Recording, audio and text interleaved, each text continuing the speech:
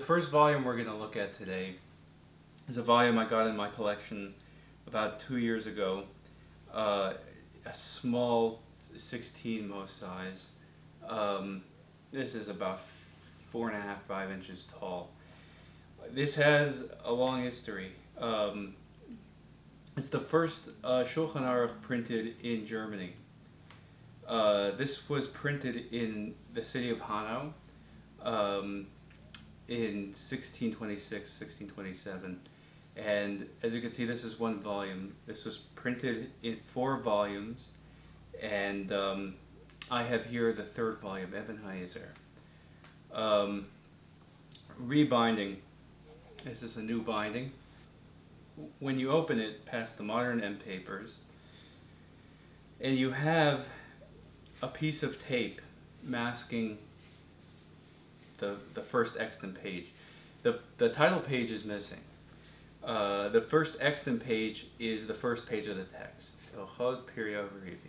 The stamps on the page show that that first page has been missing for probably at least 250 years. These stamps are the middle 18th century. They're about 1740, 1750. And they're the imperial stamps of the city of Krakow in Poland.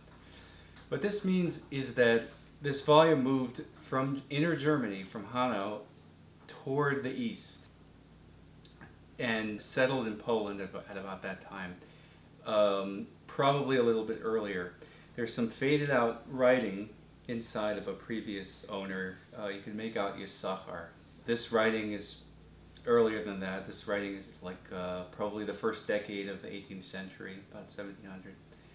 And finally, on this tape, you have the censorship mark of a censor, of a priest in Polish, Jerzy, George. Opening the volume, you see bold type of just the Shulḥan arukh and the Ramah. The Ramah, Moshe Isserlis, wrote the glosses on the Shulḥan arukh. That's written in the cursive type, or the Rashi type as it's come to be known.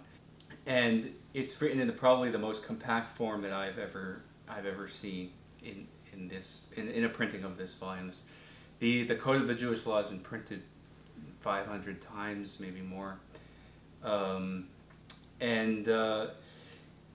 In the 3rd volume of the Code of the Jewish Law, Ebenheiser, which is this, is contained in this small amount, being that it's such a minuscule, tiny edition.